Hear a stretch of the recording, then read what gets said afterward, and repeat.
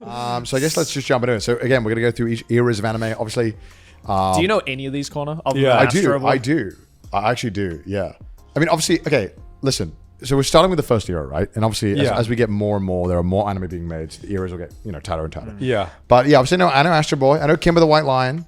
I know that Nakamura Gatama is like the first anime. Yeah. Right. That they Namakura Gatare, yeah. Well, at least popularized. I'm not really sure.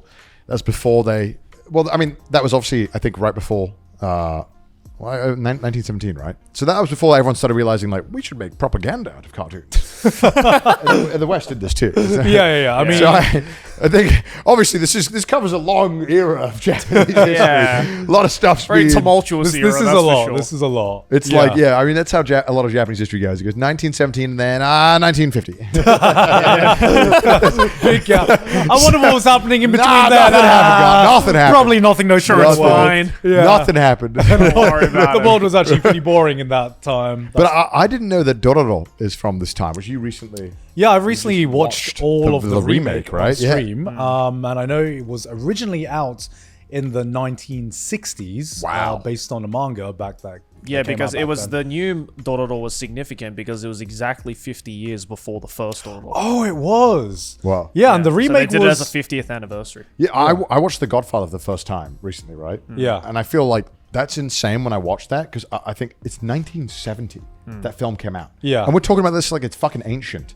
Yeah. like we have to dust these slides off. But that film was amazing and held up. It is ancient. Yeah, but like Dororo, it's so weird how we view time like that.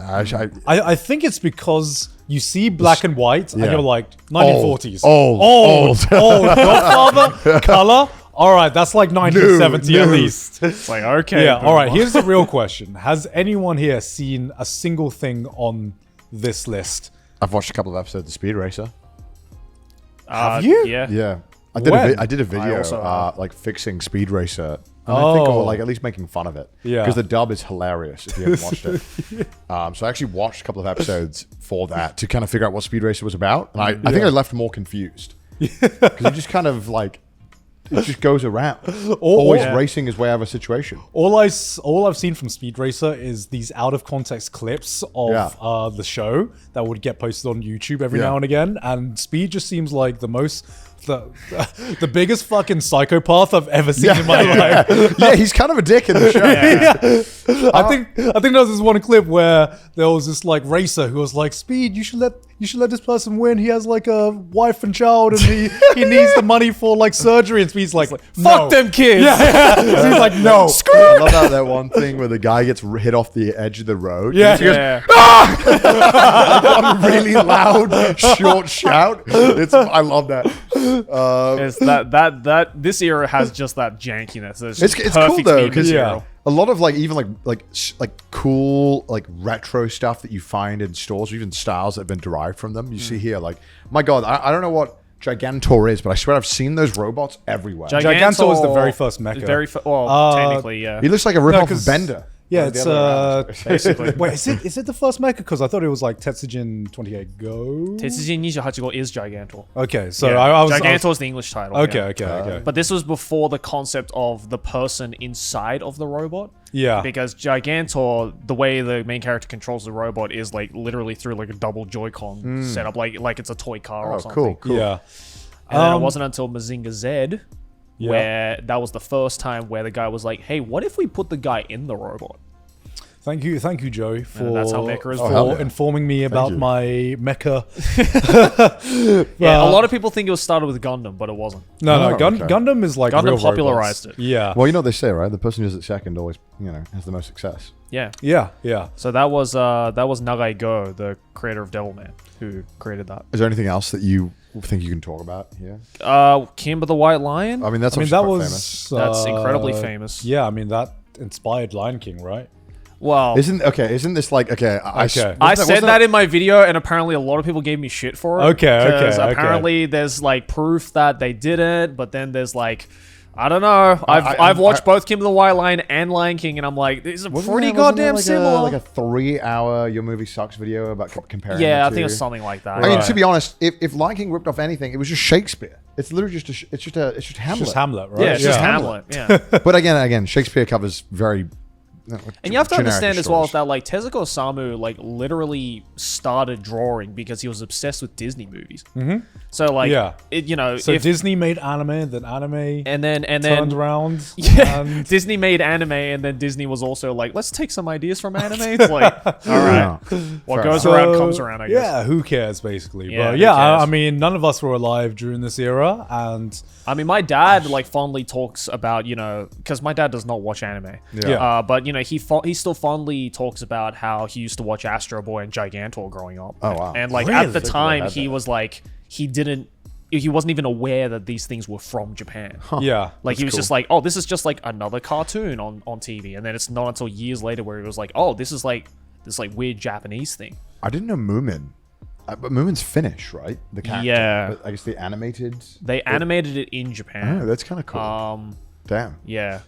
Damn. My mom grew up watching that. Oh, okay. Yeah. So a lot of these shows are like, I'm sure my dad grew up watching Speed Racer and stuff like that. Yeah, I know a lot of dads who grew up I only watching know about these shows because it like until like years later when I found time to actually go back and watch it. Yeah. But yeah, they're cool. It's like watching it's like watching a film from like the 40s, It's like Right.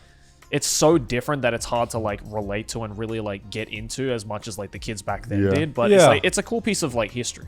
Yeah, that's basically what I think about this, which I'm just like, I probably won't go back and watch any of these if I'm being I'm not going to honest. be at home on a rainy day being like, you know what, I might rewatch Namakura Gata just for the good old times sake. I'll let the critics, they can watch stuff but and tell me about why. If I wanted to become more cultured and find out more about anime history, that's probably when I'd come back and watch some of these. Totally. Totally. So moving on to the next era, which I'm going to be guessing is the Gundam era.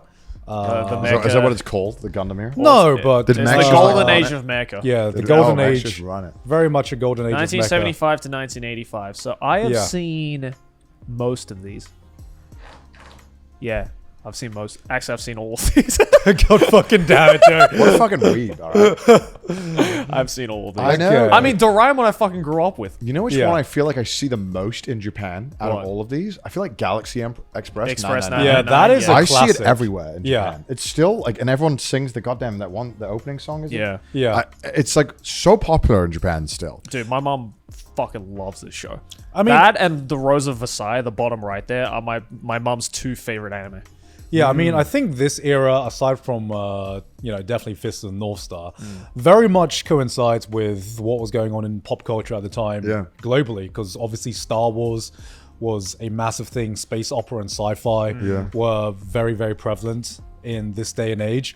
And then Japan found out that, Gundam, when that got released, it's just sick. They're like, we have just created an empire. Gundam still look cool.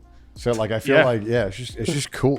And the newer seasons just like keep changing it up. Yeah. And like actually they try and keep it like relevant to the current like taste. I read an article about the Rose of Versailles. Yeah. And about it was basically explaining I guess the argument was that in like 1970s, 1980s Japan, it was hard to tell a lot of stories that were maybe a little more taboo in the frame of Japan. Yeah. So a lot of the time when they wanted to cover topics like maybe... well, The Rose of Versailles is about the French Revolution, I think. Right. Yeah. But is that... Okay, I could be wrong. It might have been Rose of Versailles. It might have been another show. But it was talking about how... to kind of talk about more taboo topics in Japan, like they would frame it as being in Europe so that it could be... It was like seen as more acceptable. A cultural difference. Right. It was seen as like... Right. And so, like maybe these love stories or certain... whatever norms or taboos that can be broken in Japan at the time. It's kind of interesting because it was I guess that makes sense. A lot of stories back then that were a little more raunchy were normally set in Europe. In Japan at least. That makes sense. And I didn't realize this because we have Captain Tsubasa as well on there. That is really, really big in like certain countries that got the license for it. I think it's big in like, it was like massive in France. Oh, really? A lot of places in like South America a as lot well. A lot of the countries where it's like football is the main thing is like huge. Yeah. Because I don't know, I don't remember exactly who, but I remember like seeing like a list of like pro football players, like world famous pro football players who were like inspired to like play or continue football because they read or watched Captain Tsubasa. Yeah, I can imagine you're about to quit. You're about to call it a day, and you watch one episode. You're like, just when I thought I was It's like, out. damn, Tsubasa the GOAT. They dragged me back in. Yeah. And of course, Fist of the North Star, which I think very much, again, mirrors the 80s, like the big macho action movies back in the day. And this was around the time as well where like anime wasn't afraid to start getting a little bit more violent. A little bit more, metal? Yeah, you know? it's more so the next decade where they just went fucking off the walls. Yeah. Like late 80s, early 90s was Edge. Oh, yeah. The OVA era was just like... Even in like America, right? It's Yeah. just all about edgy. Yeah. How can you make something so fucking nuts? But what is Candy Candy? Candy is a shoujo manga from the 60s, I believe. And it's kind of like a predecessor to Magical Girl, sort of. It's weird. It's like a mixture of like Magical Girl and Slice of... I'm trying to remember exactly, but it's something like that. I know, again, this is another title that my mom got me onto because she grew up watching this show. Yeah, I mean, you see a lot of precursors to a lot of genres in here. Yeah. It seems like, especially with Urusei Yatsura, who I would argue is like the Created the first waifu. Created the first waifu kind of like Sims character. were born.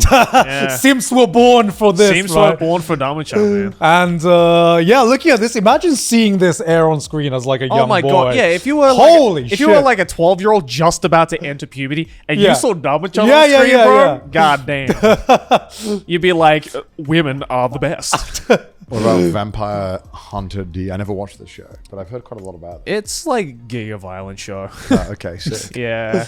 It's good though. Again, like a lot of these shows I watched when I was in like high school and stuff, so I don't very much remember a lot of... I mean, Nazca obviously is like... Yeah. I can't believe Nazca aired here. I thought Nazca was like 90s for some reason. Yeah, I think Nazca's 84. It's the first Ghibli film. Technically, no. Okay. This is before Ghibli was founded. Yeah. Nazca is the reason why Ghibli got founded. No, okay, because then they made Castle in the Sky? Yes, Castle in the Sky is technically the first one. Yeah. But people just like... it's basically the same staff that founded Ghibli who worked on Nazca anyway, so it's like... It's a Ghibli. It's like calling Gurren Lagann a Trigger show. Yeah. Because even though it was made by Studio Gainax...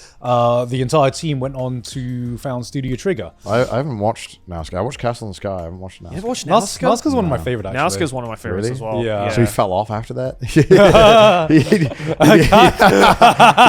It's like those bands he's been putting out slop since 80. It's like those bands that debut on their first album. And it's like downhill from there. I think Jaws is Spielberg's best film, actually. All the other shit that he did afterwards. He just tried. He tried to match that hype. Fucking kind of fell off, man. To be fair, though, like there are some scenes in Nazca which, like, to this day, are fucking beautiful. I always confused Nazca and Castle in the Sky for some reason. I don't know why I thought they looked similar. I mean, they definitely took a lot of ideas from I don't know if it's Nazca. cozy. Yeah. But yeah, no, it's cool. I like that shit though. Yeah. I will say, looking at this, it does remind me, like, especially when we're gonna get into, I guess, more modern anime. Like maybe Miyazaki had a point, you know. Saying all new anime is dog shit? I don't know. It just seems like looking back at these era and looking at what anime has evolved into, especially in terms of like animation styles and the types of characters you see in these kinds of shows. It seems like more and more in the modern day, anime characters and anime writing seems to be inspired by other anime. Yeah, totally. If that makes sense. I mean, the light novel industry has been struggling with this for like the past, like, basically since Haruhi. Yeah. You know? I guess one thing that I feel like I could say is that at least here, right? You look at all of this and you think of like, this is all like anime, like right? Yeah. And I think nowadays it's very hard to view anime and like Doraemon as being like in the same genre almost as what anime is now. Right? Like it doesn't feel that like, I guess even though these are all very different levels of maturity, these shows, right, and gore and violence, they all still felt anime, you know, or at least what anime was back then. I feel like anime now is kind of, and as we'll see, kind of changed to be more of a style. I feel like, even though it's technically all anime, right? But I feel like anime as we know it as anime fans definitely has changed. Like someone who watches Gundam or whatever is not watching Doraemon or watching any of these shows for kids, and wouldn't even consider them as being like the same feel. Yeah. I mean, people still think that way. Right. It's. I mean, the different genres. Anime is like a medium that is comprised of a lot of different genres. But I think at this point, and especially up until like the early 2000s, it was easy to watch so many different genres. Yeah, right. And now it just seems like the anime community is just different bubbles of different fandoms for the genres that they are. Yeah, like gaming. I just feel like anime is like gaming now. Yeah. Totally. Yeah. All right, let's look at the next year then, I suppose. Our producer has to go into a room every single time. Leave the room and change the slide. Yeah.